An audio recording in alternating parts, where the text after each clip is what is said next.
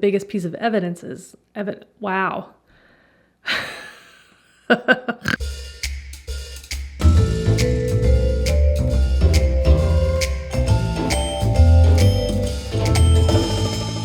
Hi guys, welcome back to another episode of Crue Trime. Crue Trime. Guess what? Crue Trime. My name is Sarah, and what I do here is tell you a terrible story to ruin your day and put on my makeup at the same time. So if that sounds like fun to you, you are in the right place, you weirdo. So make sure you subscribe and turn on the notifications, and then that way you will never miss one of my terrible stories. So first things first, new intro. Do you like it?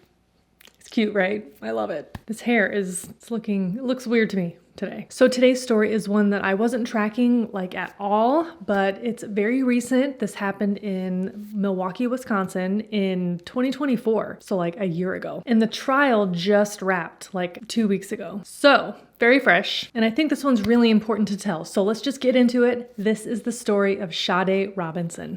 Also, I don't really talk about the makeup that I'm using as I'm using it. So if you want to know what any of it is, make sure that you look down in the description box because everything is linked. Sade Carlina Robinson was born on May 10th, 2004 in Vicksburg, Mississippi to her parents, Sheena Scarborough and Carlos Robinson. Now, she and her mom, Sheena, actually moved to Milwaukee, Wisconsin when she was just barely like a year old. Things didn't really work out between Sheena and Carlos, but anyway, so Sade lived with her mom and grandparents. It was a very tight-knit family. They prioritized love and faith and community, and according to those who knew her best, Sade was a force. She was warm, very ambitious, funny, and she had that rare ability to light up a room and get her homework done on time. She loved music, she loved dancing, she loved the color pink, and she was also very close with her siblings and would FaceTime them often. So when Sade was in middle school, she moved to Florida to live with her dad for a while. She was an excellent student and she got involved in the Army JROTC program. But the teen years were tough, man, and she needed her mom. So she ended up moving back home to Milwaukee right as the pandemic lockdown started. And despite that whole thing, Sade excelled at school and she began working part-time. Remember, she was super ambitious and she knew that she wanted to go to college and she wanted to live on her own. So she was actually working 2 jobs. But also she was such a great student that she actually was awarded a full scholarship to Milwaukee area technical college. So in 2024, at age 19, Sade was already putting in the work to build a life for herself. She was very independent. She actually lived out on her own in a modest apartment. She was studying criminal justice and, as I mentioned earlier, working 2 jobs. So one of them was at the Wisconsin City Club as a banquet server. I think she actually worked with one of her siblings. And her second job was at Pizza Shuttle, which was a local late night pizza joint, which anybody who works there after 2 a.m. probably deserves hazard pay, But Sade wasn't just clocking in and coasting. She was a standout employee. She was known for her hustle. She had excellent customer service skills, and she was just genuinely kind. Her family said that she was very determined, and not in this Instagram caption kind of way. She dreamed of one day joining the Air Force, as many of her family members had done before her. Sade had real plans. She was this close to finishing her associate's degree, and she eventually wanted to get her bachelor's degree, start a career, travel, and buy a house by the time she turned 30. She was on her way, dude. 19, living alone, working 2 jobs, and going to school. Girl. Winning. So on April 1st, 2024, Sade was super excited because she had a date. And the guy's name was Maxwell Anderson. She got dressed up, she met him for drinks, she texted a friend to let them know where she was and that she was safe. She did all the right things. But Sade Robinson never made it home that night. So who the F was Maxwell Anderson? So on paper, he was a 34-year-old Milwaukee man with a job and access to bars and restaurants around town. So to somebody like Sade, a college student, younger, just dipping her toes into the dating pool, he might have seemed like a safe bet. You know, older, more experienced, gainfully employed. He worked in the service industry, bartending at several restaurants over the years. He knew how to make a decent old-fashioned tip 20% and ask surface-level questions like, what's your favorite color. But if you peel back even one layer, what you find underneath is rot. Maxwell Anderson was a man with a long, violent, and deeply disturbing history. And it wasn't hidden, okay? It was on the books. He had multiple prior arrests and convictions in Wisconsin for domestic abuse, battery, disorderly contact, multiple DUIs, and probation violations. And let's not gloss over that domestic violence part. You know, this man wasn't just some edgy barfly with a temper. He had a documented history of harming women. Past girlfriends and acquaintances would later describe him as manipulative, controlling, and sometimes outright sadistic. The worst! He was the kind of guy that would love bomb you, then isolate you. The kind of guy who smiles in public but then screams behind closed doors. We all know the kind, right? We know.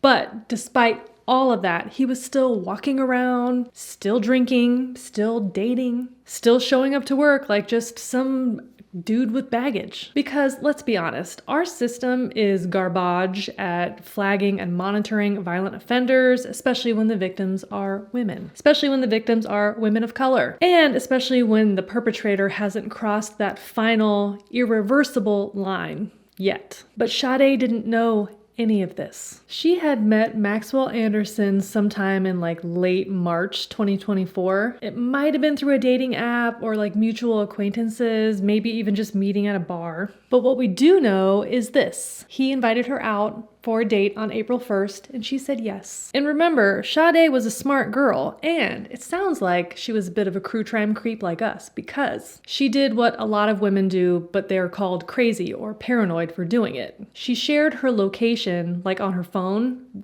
in real time with the people that she trusted. She used an app called Life 360, which will like track and create a record of your comings and goings, your whereabouts. And it let her family see where she was in real time, you know, just in case. So on April 1st of 2024, when she went out on that first date with Anderson, she had Life 360 turned on. At 4:15 p.m., Sade and Anderson exchanged some text messages and they arranged to meet up for dinner at the Twisted Fisherman. After dinner, the two hopped into Sade's Honda Civic and they drove on to Duke's on Water for drinks. Nothing crazy. I mean, Sade was driving after all. Around 6:30 p.m., Sade sent a Snapchat to a friend. You know, everything was going great. Then Sade and Anderson decided to head back to his place on South 39th Street in Milwaukee, arriving around 9:30 p.m. Fast forward to the next day, April 2nd, 2024, Milwaukee, Wisconsin. At Pizza Shuttle, the ovens were firing up and Sade Robinson's name was on the schedule, but Sade was nowhere to be found. And that was not like her at all. You know, she was not a no-call, no-show type of a girl. She was reliable, early even. Alarm bells went off for everyone. By midday, her family and friends were calling and texting, but getting no response. One of her friends actually called the police to perform a welfare check at her apartment.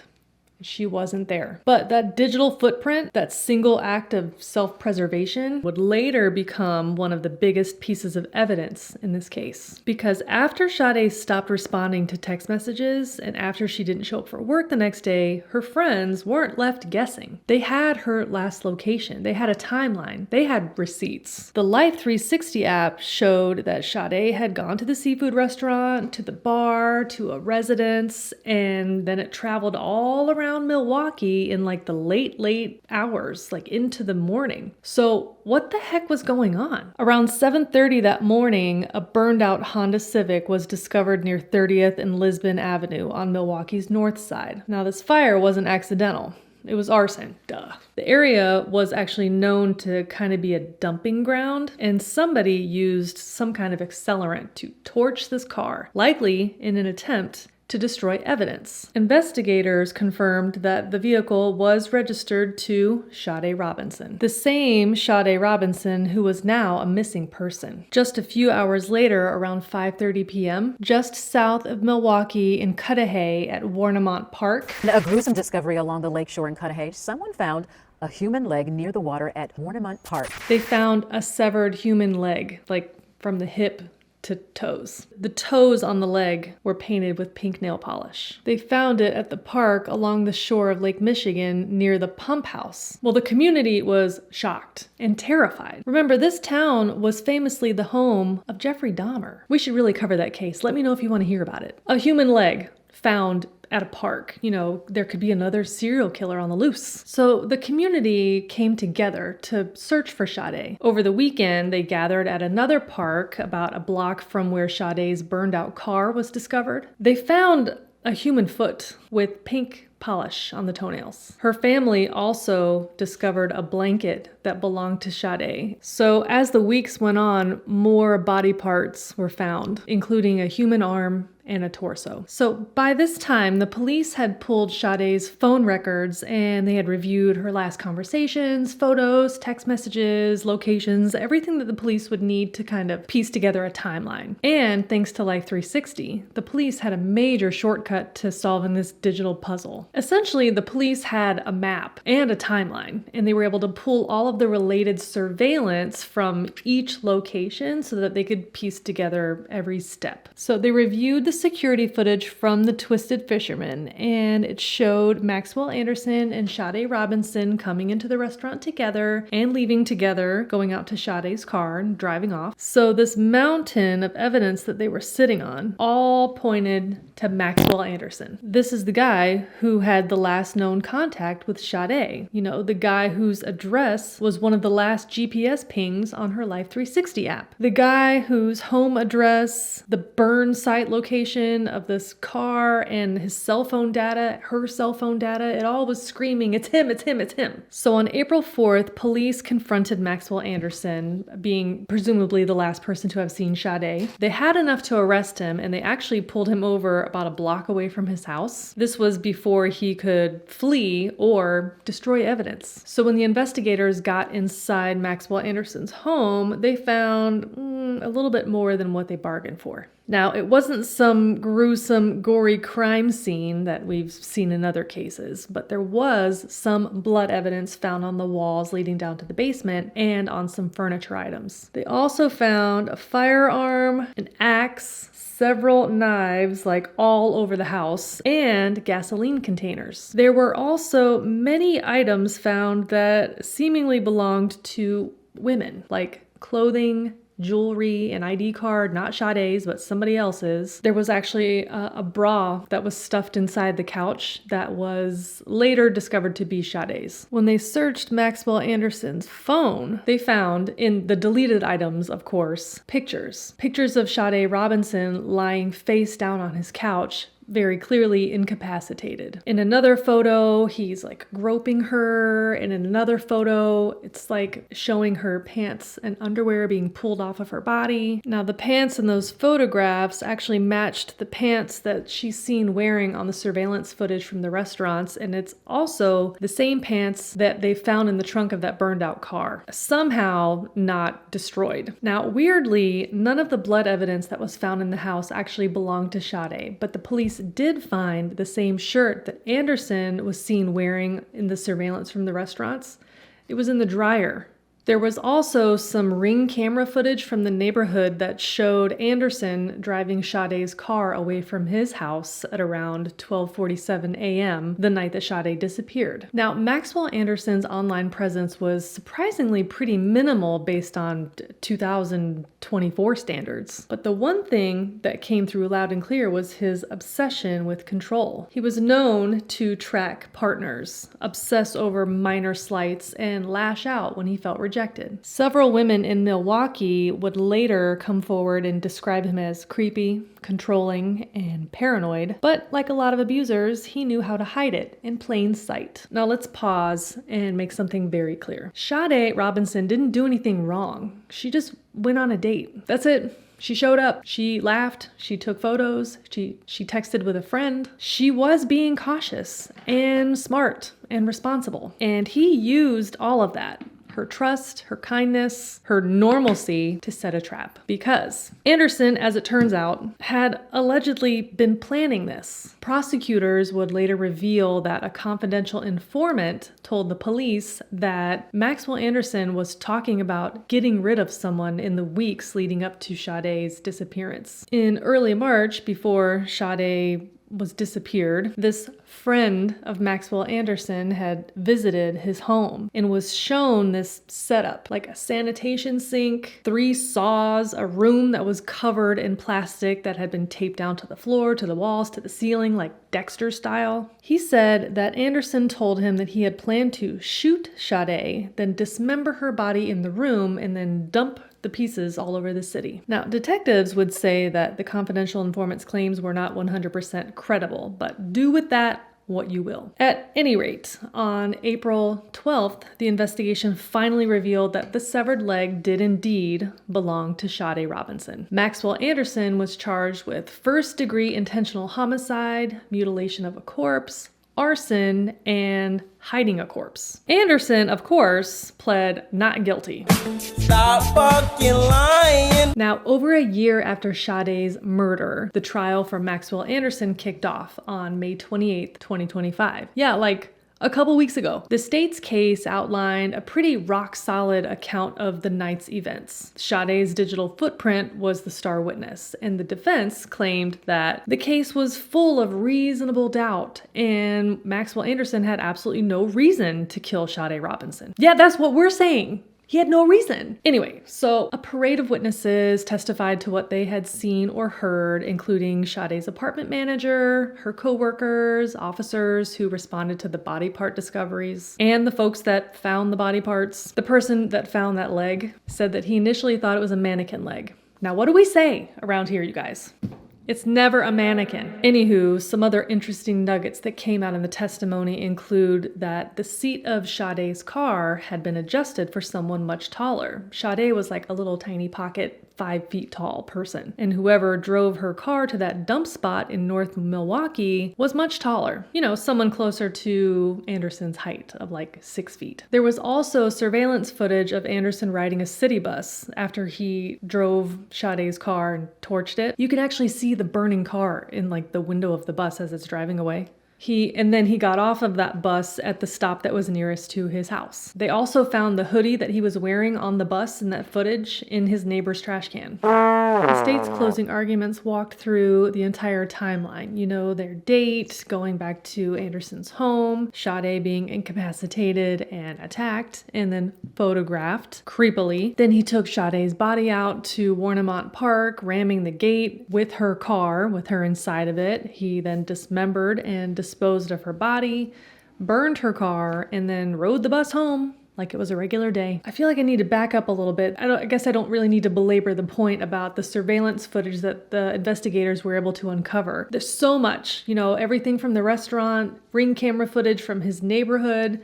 They also found footage from the park that showed like a shadowy figure going up and down the bluffs multiple times. The figure was wearing clothing that matched what he was wearing the next day on the bus. There was also an eyewitness to the car burning incident where they saw someone who matched Maxwell Anderson's description running away from the burn site. They also matched his own cell phone footage with some of the locations. It looks like at some point he left his phone at home on purpose. But anyways, the defense said that there was no evidence of how Sade died or who did it. There was no murder weapon. There was no motive. And listen, I'm not saying that Maxwell Anderson was some kind of criminal mastermind, but the fact that there was like no weapons found and there was no like wild amounts of blood ever found tells me that he just really must have been thinking about what he was doing. I'm just saying. The trial went on for 6 days before it went to the jury for deliberation. And y'all, this might be the fastest decision that I've ever seen. They deliberated for a whole 36 minutes. It takes me longer to prepare the setup before filming. to put the glue on my eyelashes. That's wild. Anyways, they returned a verdict. The verdict reads, guilty of first-degree intentional homicide. Guilty, guilty, guilty. Guilty on all counts. The sentencing phase is not going to happen until August 15th, so in a few weeks from today, but Maxwell Anderson is facing life in prison for the rest of his natural-born life. The brutal murder of Sade Robinson inspired her family to launch Sade's Voice Foundation. They aim to empower underserved communities with resources and awareness. I'll link it down in the description box so you can go check it out. But Sade's family and her supporters have pushed for real change, not just punishment, but prevention. They're demanding action in the form of a statewide task force that's focused on missing and murdered Black women in Wisconsin, better support and faster response times when women of color are reported missing, and harsher penalties for repeat domestic abusers like Maxwell Anderson. But here's the ugly truth. If Sade Robinson had not shared her location, if her family and friends hadn't pursued the issue immediately, she could have ended up just another unsolved case, a flyer on a telephone pole. And that is unforgivable. Sade's family has also sued the Milwaukee bars that served her alcohol. Remember, she was only 19 years old, but she was definitely served adult beveraginos that left her vulnerable and could have led to her death. A mural in Sade's honor was actually painted near Pizza Shuttle where she worked. Flowers and pink balloons and other tributes are left there to honor a life that should have had decades to bloom. And that is the story of Sade Robinson. Okay, again, if you want to know any of the makeup that I used in today's look, then look down in the description box. If there's anything that I use that is sadly, so sad, unavailable, I'll find you something similar. If you have a Crue Trime story that you would like to recommend to me, there is a link to a Google document down in the description box. If you click on it, you can fill in all of the dirty details. I would love to hear from you. Thank you so much for hanging out today and for watching this video. I really appreciate it. If you want to see more videos like this one, then consider subscribing to this channel before you leave today. I upload new videos here on YouTube every week, and you can follow me on all of the other socials as well. That is it for now. I will catch you next time in the next video. Bye! The biggest piece of evidence is wow. Shut up. I was trying to match my nails in my headband and I did not. Okay. Oh my God. Tyler is downstairs talking to the neighbor loudly right under this window. How dare he? A park book. Oh my God. PM at 4:15 p.m. Get it together. Oh my God, this bronzer is not it. This does not look good. Oh my God.